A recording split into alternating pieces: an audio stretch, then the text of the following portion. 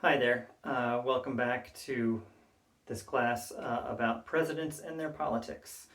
And so today I want to talk about public opinion and to give kind of an overview once again of what your book covers and the kinds of things you need to know. I'll be talking more in class about some of the more practical aspects of being able to do this work, but for now, a little bit of a rundown of an overview of history. I think is in order as your textbook covers it so masterfully. So first of all, to talk about public opinion, to break down exactly what the term means, you're worried if you're a leader, of course, about what your public thinks. And when I say public, I mean people. The public is another word for the people. And to define that word is sort of half the battle. As you all know, the public didn't mean all of the people, certainly for arguably the majority of American history.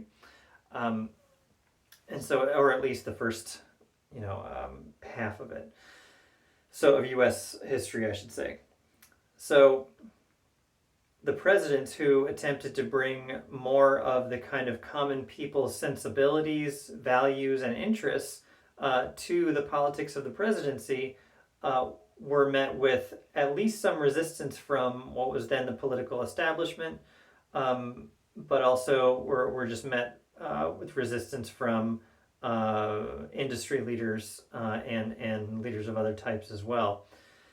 So it seems like there are growing pains whenever the electorate is expanded, or certainly whenever the idea of the public itself really does expand, and those are not always the same thing.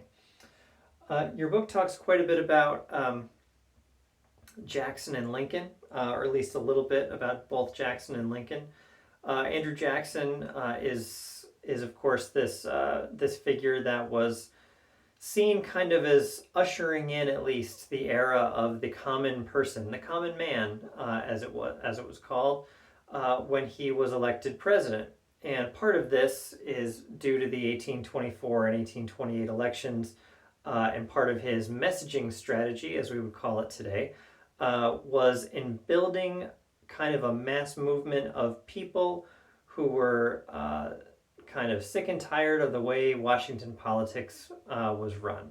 In other words, he wanted to go around to all the existing and possibly new voters and get them to participate in the political process by voting, which most of them had never done before. And he and his lieutenant Martin Van Buren were very good at this, to the point where there is virtually a caricature in history of Jackson's inauguration in Washington, beginning a new time when people would just kind of come into the White House and make a mess, and Jackson and his fiery rhetoric would kind of demolish existing norms about the way government was run. So, for example, his two things that he did that were particularly sort of outrageous was one, he decided to veto the charter of the Bank of the United States, and this despite the fact that the Bank of the United States had its hands, its sort of tentacles in every aspect, every major aspect of the American economy at the time, and it was championed by people like Henry Clay, who, besides being a senator, also moonlighted as a lawyer for the Bank of the United States. But also the Bank of the United States was seen as this kind of alternative power structure within the country, and Jackson was stepping into a presidency which had never fully used the kind of constitutional powers it had to exercise political will of the presidents. So he decided to veto the bank after a long kind of rhetorical battle with its supporters, and say that the bank is trying to kill me, but instead I will kill it. So that was one of his kind of noted, possibly apocryphal lines, but it's very probable that it's true. So he decided to veto the Bank of the United States, ushering in really what would be a recession caused by that after he left office. So it took a couple of years.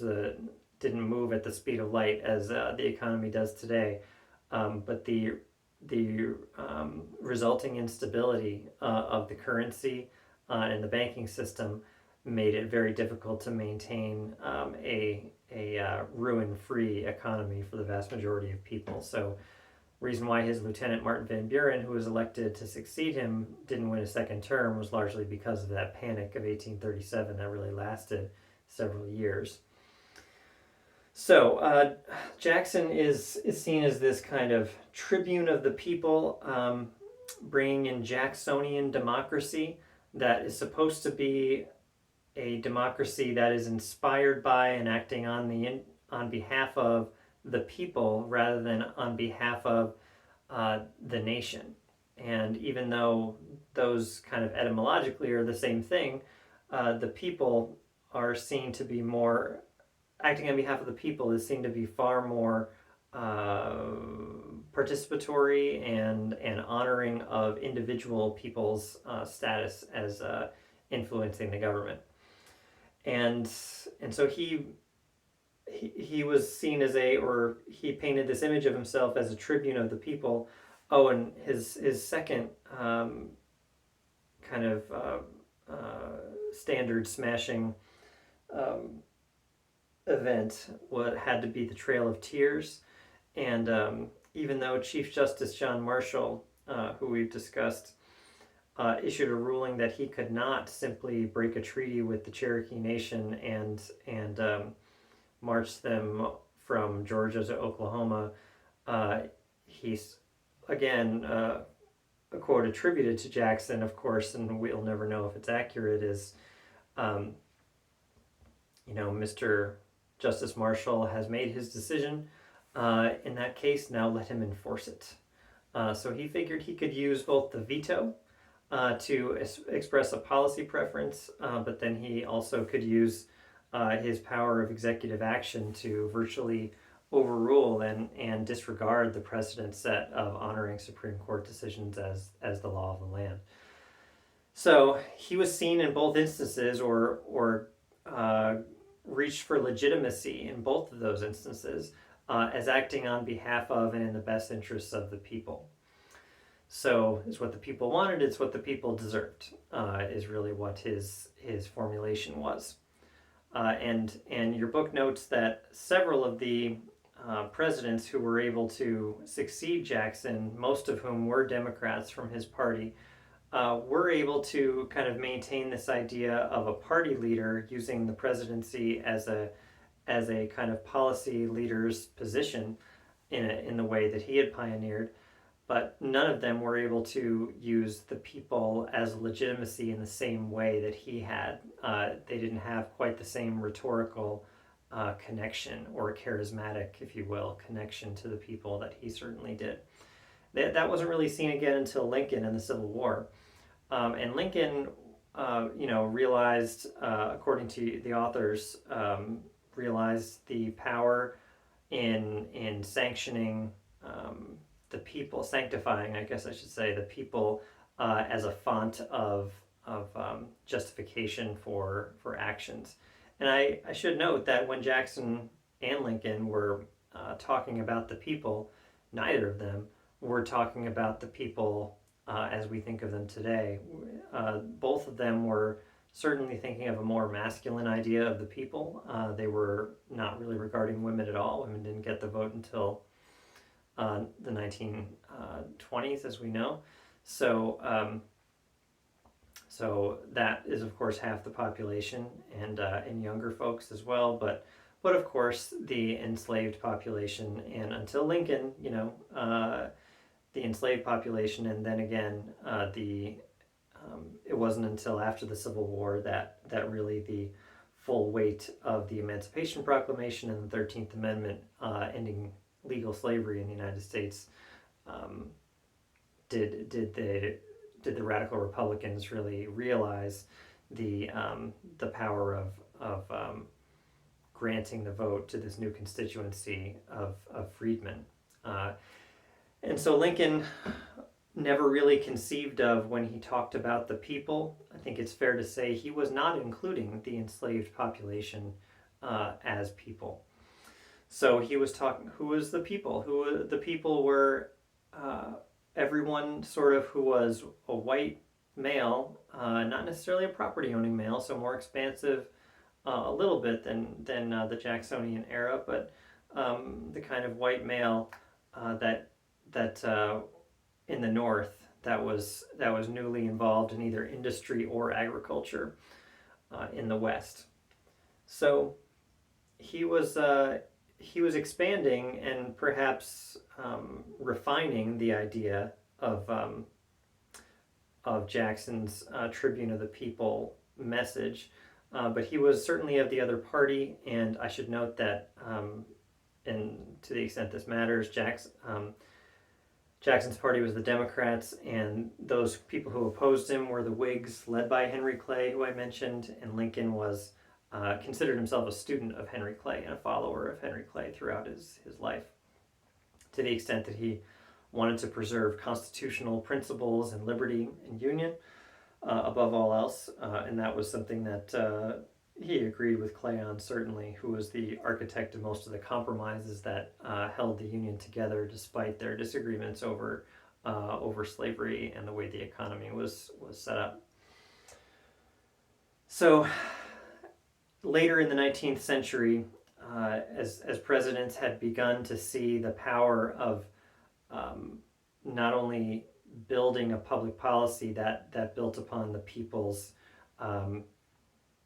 the legitimacy that derived from the people's approval, consent, interest. A series of straw polls began to be conducted, and straw polls are just, physical. You walk in, you take a number, you cast a vote. Surveys of various different populations. They're not very scientific. They still have the Iowa straw poll today before the Iowa caucus, but it's sort of like a caucus. The point is, it was a precursor of real polling and scientific polling that began in earnest in the United States in the really post-World War I. And to the point where we have polling data that's very comprehensive on every president back to Franklin D. Roosevelt. And Roosevelt, as detailed in your textbook, was polling feverishly on the eve of World War II and the U.S. Entry into it, wondering whether he should loan, for example, weapons to Great Britain to be involved in the war. And he wasn't the last president to do that. Virtually every president that is chronicled in your textbook has polled about what they should do or what the American public expects or wants them to do in terms of foreign policy. So from Roosevelt to Johnson to Nixon to Obama, they've all, even though you like to think that foreign policy and war are not matters of, nationwide polling and surveys, and something that seems so crass as that has anything to do with kind of sending troops into battle, for example. However, it's a real makeup of the public policy process and the president's the president's source of power. And so Gallup was the premier organization that was performing public opinion polling that as we know it today, it really began in the 1930s with the Roosevelt presidency, and with the simple question of, do you approve of the job the president is doing? And it was so they were so sort of intimately associated with the idea of polling that both the Roosevelt and the Truman administrations felt it necessary to maintain high-level contact with insiders in the Gallup organization to find out just how Gallup was finding that the American people felt about this issue or that issue, or what they expected or what they wanted. So they were very keyed into this idea that the people needed to be constantly consulted. In a way, this is sort of a harbinger, if you will, at the time, it seemed like, of a transition to somehow a more direct or inclusive democracy. You could read it that way at this point in the story.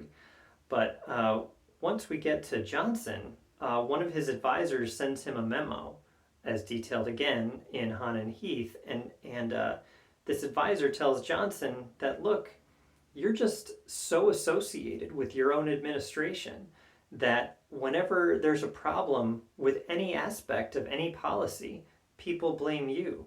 They don't blame the Secretary of the Treasury for fiscal policy. They blame you. They don't blame, a lack of education funding or outcomes on the Secretary of Education. They blame you. So, and on throughout his administration. And so they were advising him to try to take a step back. It was really not in Johnson's vocabulary. He put all of his issues front and center. He went public. He went over the heads of Congress. He felt like he knew Congress so well that he knew that he needed to just go around them and pressure them by getting the public to pressure members of Congress, as well as through his own strategy. In a way, it was brilliant, but it was also overkill, and it was he sort of lived and died by public opinion polls, and ultimately, his presidency did, in fact, die because he was simply associated too much with the most foregrounded policy that there was at the time, the Vietnam War. So Johnson was out, and however, there was a long gap between the Vietnam War and about a 20-year gap between the end of the Vietnam, I should say more like 30 years actually, between the end of the Vietnam War and the beginning of the next series of major wars in Iraq and Afghanistan in 2001. And we weren't as familiar with this scenario, I would say, until 2001, but it was clear to anyone paying attention to politics and paying attention to the news really that day, was that President Bush's public approval rating shot up the day of and the day after the September 11th terrorist attacks. And that wasn't because he all of a sudden was so great at his job. Pollsters call it a rally round the flag effect, is that everyone is so unanimous in their praise of the leader who is besieged on behalf of the public, that they decide to approve of the job the president's doing. And I remember being in college at the time, and we were all just sort of astounded that that President Bush was as popular as he was in September and October, and we all sort of believed it. We weren't immune to it. We all sort of were thinking, oh, and obviously, a college campus is not always, and mine was no exception, it was not always the place to find supporters of that particular Republican president. And it was only a short time after he had been elected by a very controversial margin and did not win the popular vote, and the whole Florida debacle. And yet, people thought he was doing great, and simply because there was this need to respond rhetorically and through the presence of the president after the terrorist attacks in New York and Washington. So his approval rating was 90%, as his father's was during the Kuwait War, just for a time. But then, as things went on in 2002 and then 2003, his approval rating got to be essentially as synonymous with his handling of, with the popularity of the wars. And the Afghanistan war at one point was still popular, 70% or so in 2003, but in May of 2003, when the invasion of Iraq began, that support was only at around 58%, and so was his approval rating.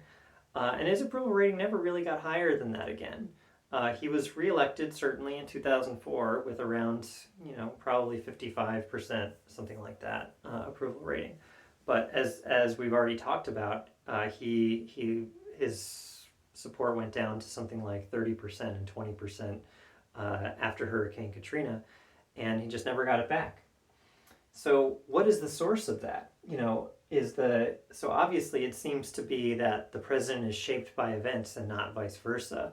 Um, it's the president is the president's source of power the media? Well, the media seems to be able to portray the president in a certain way, but there's no way that the media can act in unison, and they can only really reflect through a mirror, by way of a mirror, I should say, whatever the president is doing or whatever is happening in the U.S. Or around the world. So what can the president do? The president can go public. Oh, that was very dramatic. Yeah, the president can go public, as Samuel Colonel would say.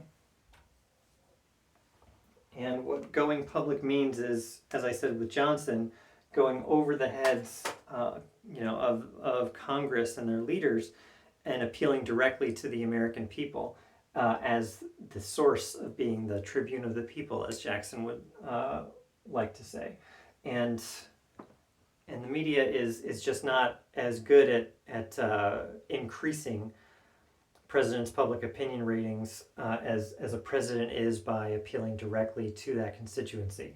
It was, in a way, easier to do that before the internet age, where we had all of these different vehicles of communication. But presidents have at least attempted, I don't know if they've gotten good at it, but presidents have really attempted to utilize those sources of information as ways to connect with the people.